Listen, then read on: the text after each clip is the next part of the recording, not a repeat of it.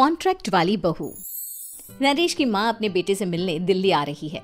इस बात का पता चलते ही नरेश के दिल में हलचल मच जाती है। नरेश अपनी माँ के स्वागत की तैयारी में लग जाता है। साथ ही उसे डर भी सताने लगता है कि उसकी माँ कहीं अपनी पुरानी जिद पर फिर से बैठ ना जाए।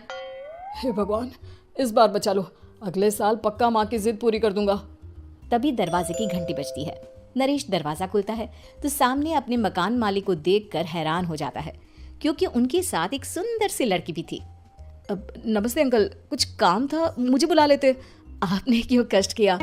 अरे नहीं, इसमें कष्ट कैसा, मैं तो बस तुम्हें रीना से मिलवाने आया था। आज से रीना तुम्हारे साथ इसी फ्लैट में रहेगी। अंकल, कोई लड़का फ्लैटमेट नहीं है? एक अनजान लड़की के साथ रहना मेरे लिए थोड़ा अजीब होगा। देखो नरेश, मैं तुम्हें पहले भी बता चुका हूँ कि इस फ्लैट में तुम्हें किसी ना किसी के साथ एडजस्ट करना ही होगा, या फिर तुम अकेले पूरे फ्लैट का किराया दे दो, मैं किसी को नहीं रखूंगा। नरेश अपने मकान मालिक की बात सुन के रीना के साथ रहने के लिए तैयार हो जाता है, पर अंदर ही अंदर उसे ये बात खाने लगती है कि वो अपनी माँ को क्या जवाब देगा जब उसकी माँ रीना के बारे में उसे पूछेगी। दिन बीतने लगते हैं। नरेश और रीना अच्छे दोस्त भी बन जाते हैं, पर अभी भी नरेश अपनी प्रॉब्लम का सोल्यूशन नहीं ढूंढ पाता। एक दिन नरेश बहुत परेशान सा बैठा होता है। तभी रीना उसे पूछती है, क्या हुआ नरेश, तुम काफी परेशान लग रहे हो, सब ठीक तो है ना? हाँ, सब ठीक है, बस एक छोटी सी प्रॉब्लम है। वो एक्चुअली 2 दिन बाद मेरी माँ मुझसे मिलने आ रही है। अरे, तो इसमें प्रॉब्लम क्या है? ये तो खुशी की बात है। हाँ रीना, बट मेरी माँ एक जिद लेकर बैठ गई है कि मैं शादी कर लूँ, पर मैं अभी इस चीज़ के लिए तैयार नहीं हूँ। ऊपर से जब वो तुम्हें देखेगी तो 100 सवाल करेगी, क्या जवाब दूंगा? अरे, इसमें कोई टेंशन वाली बात नहीं है। मेरे पास ना इस प्रॉब्लम का सोल्यूशन है, जिससे ना तुम्हें शादी करनी पड़ेगी और ना ही तुम्हारी माँ मेरे बारे में कुछ पूछेंगी। रीना की बात सुनकर नरेश सोच में डूब जाता है। वो सोचता है कि रीना खुले ख्यालों वाली लड़की है, कहीं माँ को सच बता ना दे। नरेश को सोच में डूबा देखकर रीना कहती है, अरे क्या हुआ, किस सोच में पड़ गए? डोंट वरी, जैसा तुम सोच रहे हो ना वैसे कुछ भी नहीं है। मेरे पास एक प्लान है।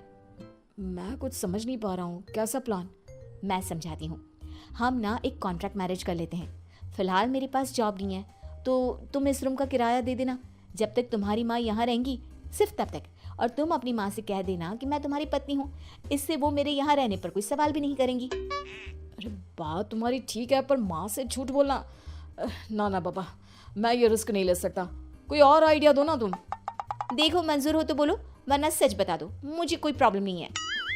रीना की बात सुनकर नरेश सोच में डूब जाता है। बहुत सोचने के बाद जब उसे कोई रास्ता नहीं मिलता तो वो रीना के बताए हुए रास्ते पर चलने के लिए तैयार हो जाता है।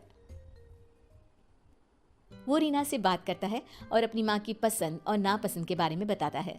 रीना भी नरेश की सभी बातों को ध्यान से सुनती है, ताकि कहीं उससे कोई गलती ना हो जाए। आखिर वो दिन भी आ जाता है जब नरेश की माँ उससे मिलने दिल्ली आ जाती है। नरेश अपनी माँ को फ्लैट पर लेकर जाता है। जैसे ही नरेश की माँ फ्लैट के अंदर जाती है, रीना उसके पैर छू लेती है। ये देखकर नरेश की माँ थोड़ी घबरा जाती है और नरेश से पूछती है, अरे बेटा नरेश, ये कौन है? माँ, ये आपकी बहू रीना है।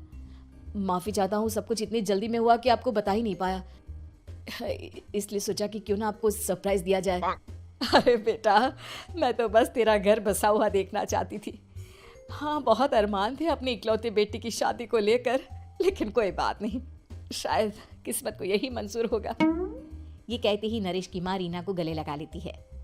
रीना बेटिया, मेरा बेटा ना थोड़ा नादान है, पर तुम काफी समझदार लगती हो, और मैं जानती हूँ कि तुम इसका बहुत अच्छे से ध्यान रखोगी। माँ, आप चिंता मत कीजिए, मैं सब संभालूंगी। नरेश की माँ अपने बहू और बेटे के साथ खुशी खुशी रहने लगती है। दिन बीतने लगते हैं। नरेश की माँ और रीना का रिश्ता बहुत मजबूत होता चला जाता है। वो दोनों सारा दिन एक साथ रहती और खूब बातें करती। इधर साथ रहते रहते नरेश और रीना भी एक दूसरे से प्यार करने लगते हैं। दोनों को इस बात का एहसास हो जाता है, फिर भी वो इस बात को छुपा कर ही रखते हैं। एक दिन नरेश की माँ और रीना शादी के बारे में बात करने लगते हैं।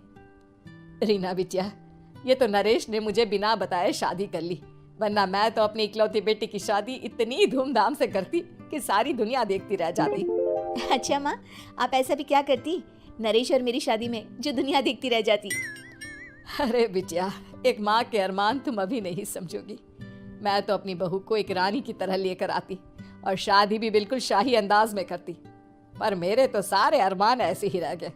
खैर, मुझे तो अपने बेटे और बहू की खुशी चाहिए बस। ये कहते हुए नरेश की माँ की आंखों में आंसू आ जाते हैं।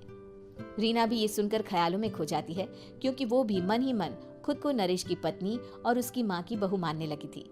शाम को जब नरेश ऑफिस से घर आता है तो रीना खुद को रोक नहीं पाती और नरेश के सामने उसकी माँ को अपने और नरेश के रिश्ते का सारा सच बता देती है। रीना की बात सुनकर नरेश की माँ दोनों से बहुत नाराज हो जाती है और घर वापस जाने की बात करने लगती है। तुम दोनों ने मुझसे सच छुपाकर बहुत ठेस पहुंचाई है मुझे। अब तुम लोगों के साथ नहीं रहना चाहती मैं। कल ही वापस चली जाऊंगी अपने घर। माँ, मुझे माफ कर दो। ये सब मैंने रीना के कहने पर ही किया है, वरना मैं भी आपको कभी ठेस पहुंचाने के बारे में सोच भी नहीं सकता। हाँ माँ, हमने ये सिर्फ आपका दिल रखने के लिए किया। प्लीज हम दोनों को माफ कर दीजिए।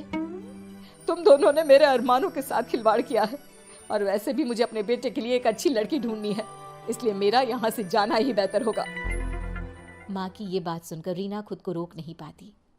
माँ, क्या मैं आपके घर की बहू बनने लायक नहीं हूँ? रीना की बात सुनकर नरेश हैरान रह जाता है। नरेश की माँ भी कुछ समझ नहीं पाती। मैं कुछ समझी नहीं, आखिर तुम कहना क्या चाहती हो? माँ, मैं वो नरेश से बहुत प्यार करती हूँ और साथ ही साथ मैं आपको भी अपनी माँ मान बैठी हूँ। आज जब आपकी बातें सुनी तो खुद को रोक नहीं पाई, इसलिए सारा सच आपको बता दिया। रीना की बात सुनकर नरेश की माँ की आंखों में आंसू आ जाते हैं और वो अपने बेटे नरेश और रीना को गले लगा लेती है। मेरे घर की बहू तो सिर्फ रीना बिटिया ही बनेगी। मैं आज ही तुम दोनों की शादी की तारीख निकलवा दूंगी, बस एक बार तुम्हारे घर वाले मान जाए। उसी दिन रीना के माता पिता भी उनके फ्लैट पर आ जाते हैं। दोनों परिवार आपस में बैठकर बातें करते हैं और शादी के लिए राजी हो जाते हैं। रीना भी कॉन्ट्रैक्ट फाड़ देती है और कहती है, सही मायने में मैं अब बहू बनूंगी। अब तक तो सिर्फ कॉन्ट्रैक्ट वाली बहू थी।